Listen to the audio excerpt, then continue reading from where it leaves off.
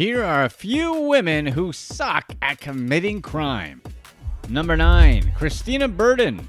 Christina Burden, an Oakland, California woman, scammed PPP money meant for struggling businesses during the COVID-19 pandemic. According to official documents, Burden submitted several applications to the Paycheck Protection Program for a whopping $4.5 million. The PPP program required applicants to use the funds for valid business purposes like payroll and utility expenses. If they did, the money would not have to be paid back. From these applications, Burden got almost $700,000 for a shell company called Blessing Box Co. and an additional $300,000 for 3 separate companies. She spent the money on new cars, boat rentals, private jet flights, the luxury items from ultra-expensive fashion brands like Louis Vuitton. Apparently, nobody told her the money wasn't meant to pay employees. Then, as if she wasn't greedy enough, she applied for more government loans through the Economic Injury Disaster Loan Program and scored an additional $150,000. The kicker? All of her companies had been created moments before she applied for the loans. To be eligible for a PPP loan, your business had to be in operation before February 2020. She falsely claimed to have 89 employees and monthly payroll expenses of $700,000. For her idiotic scheme,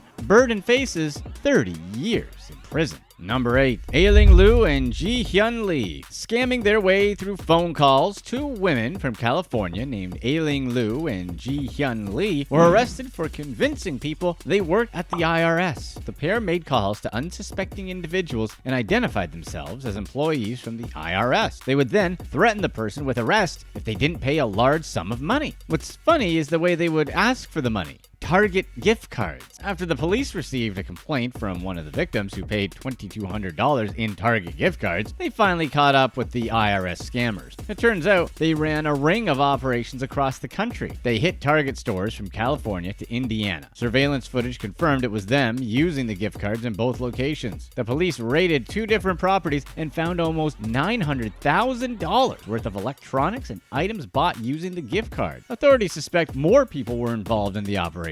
A Georgia couple used the same method to scam 6 people out of $16,000. Both Liu and Lee were arrested for theft by false pretenses but were later released on bail. The real question is, who's dumber? These 2 for thinking the scam would last, or the people who believed the IRS wanted to collect their taxes in the form of Target gift cards? Number 7. Jennifer Lopez-Ramirez. Jennifer Lopez-Ramirez, a 22-year-old Denver local, robbed 6 banks in just over a month. However, it's how she finally was caught that lands her on the worst scammers list. She first walked into First Citizens Bank in Englewood, Colorado, and handed the teller a note asking for the money. The bank teller complied, and she got away with the cash. An hour and a half later, Lopez-Ramirez stepped into UMB Bank in Centennial and handed the teller another threatening note. This time, she flashed the firearm she was carrying for added emphasis. As if this wasn't enough, Lopez-Ramirez robbed the 3rd bank using the same note. Did she have the world's most convincing handwriting or something? 2 days later, on May 11th, she walked into Belco Credit Union in Denver and ordered the teller to hand over the money. This time, the heist didn't go as smoothly. She got mad and went behind the counter to grab the cash herself. However, she accidentally grabbed a GPS tracker kept in the drawer. Police started following her, resulting in a high-speed chase that ended with her crashing into another car, seriously injuring the driver. Lopez-Ramirez was finally arrested but released 9 days later on the condition that she wore an ankle monitor. A month later, she took the ankle bracelet off and went on the run. However, being a fugitive didn't stop her from robbing 2 more banks, hitting one in Aurora, Colorado and another in Denver. After a well-performed series of bank heists, she was ultimately arrested while clumsily shoplifting. Lopez-Ramirez was sentenced to 19 years in prison.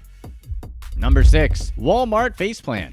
An Ontario woman fell flat on her face while fleeing Walmart with $645 worth of goods, and security cameras captured the entire thing. She sprinted through the parking lot, pushing her cart full of stolen goods with Walmart security hot on her tail. Seconds later, she face planted on the pavement and her cart spilled groceries all over the parking lot. Once the security camera footage got out, the internet quickly dubbed her the world's worst shoplifter. Although she managed to escape, employees at the same Walmart claimed this isn't the first time she's been caught stealing. Only a few days before, the same woman made off with $2,400 worth of products, and they don't think she's working alone. 2 men and 3 women are believed to be involved in her shoplifting gang. The woman in the video is still at large.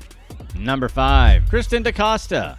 Burglars can be plain stupid sometimes. Take it from Kristen DaCosta, a woman from Massachusetts who just couldn't help herself from breaking into people's homes. DaCosta, who was on probation for breaking and entering in order to wear an ankle monitor, thought she'd try her luck at breaking into another house. Her ankle bracelet tracks and tells police her every movement, but DaCosta apparently didn't know that. Why else would they make her wear it? She entered a home in Somerset, Massachusetts, stole some jewelry, and left without a trace. Well, without a physical trace, at least. Apparently, DaCosta was going on a breaking and entering spree all over southern Massachusetts and Rhode Island. Police charged her with 17 robberies in several towns, including Dartmouth, Tiverton, and New Bedford, all while wearing the ankle monitor. Without the ankle monitor, DaCosta was a pretty good thief. It took one homeowner 2 months to realize their jewelry was missing. She must have held her burglary skills in high regard and never thought she'd get caught. Little did she know she was leaving a trail of GPS breadcrumbs wherever she went. Burglary runs in the DaCosta family. Her mother, Diane, was caught breaking into a home in New Bedford. Diane, who was 57 at the time, was caught by the homeowner's son, who chased her down after the police were called. DaCosta's mother was not as lucky as her daughter, as she was caught in the act and presented with several charges, including intent to commit a felony and disorderly conduct. She also bit the son on the arm as they struggled in a nearby parking lot. Number 4. Amber McCrory.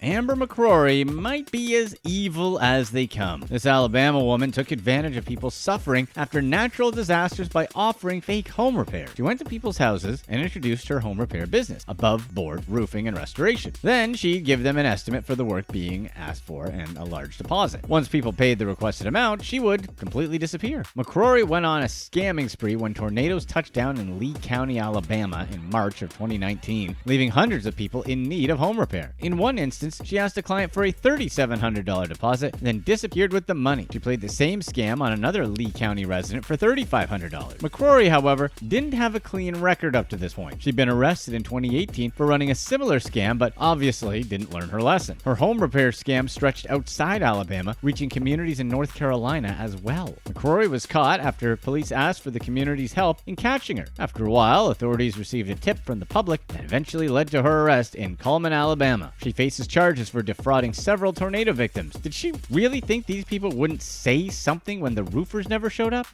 Number 3. Jenna Intraman.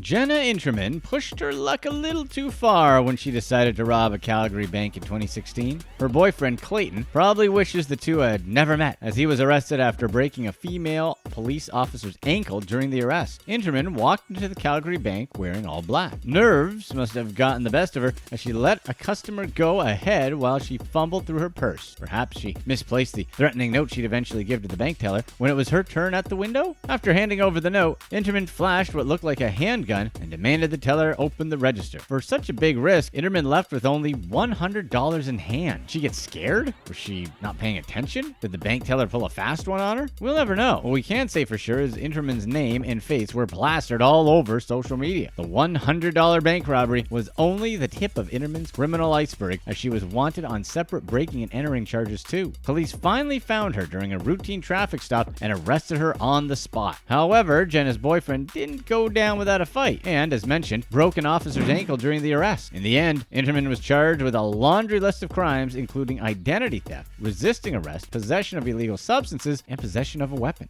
Number 2. Iconic Face. Iconic Face is a transgender woman who walked into a Mississippi bank and threatened the bank teller for money. The teller handed over her $4,800 and Face hopped on the first flight she could to Mexico. Face then had plastic surgery including cheek fillers, lip implants, and a nose job. After altering her face, she flew back to the United States. Upon her arrival at Houston Airport, she was arrested by officers who clearly recognized her by the bandages and swollen cheeks, qualities in line with someone who just robbed a bank and flew to Mexico for plastic surgery. Officers extradited her to Mississippi to face charges for the robbery. Iconic Face didn't take into account her iconic looks that ultimately helped authorities recognize her. Seems like Face hadn't thought about the security footage at the bank either, which captured her as she entered and performed the robbery. But this wasn't the first time she'd robbed a bank in recent years. 2007 to 2008, Face robbed banks in Alabama using the same note-handing method. Formerly Jimmy Smith, Face used $10,000 in stolen money to pay for gender reassignment surgery in Mexico before robbing the bank in Mississippi. After 2 years in court, Face admitted to her crimes and was sentenced to 15 years in prison. Number 1. Kenyatta Gordon. A 2021 robbery in Florida took everyone by surprise when people discovered the thief was a woman in a wheelchair. Kenyatta Lakeith Gordon rolled into a Regions bank in Jacksonville and went about her business as usual. After a misunderstanding with the teller, she started yelling and demanding money, threatening to hurt everyone in the bank if they didn't comply. She got the money and left the bank as fast as her electric wheelchair could take her. The bank had already identified her because she had presented her ID to access her bank account. Somehow, she managed to get away with the money, but not for long. Police found her about a mile away from the bank and arrested her. She was still in her wheelchair. Authorities did confirm that Gordon had been arrested 12 times in the past. She was charged with strong arm robbery and possession of paraphernalia. Click here to watch one of these next videos.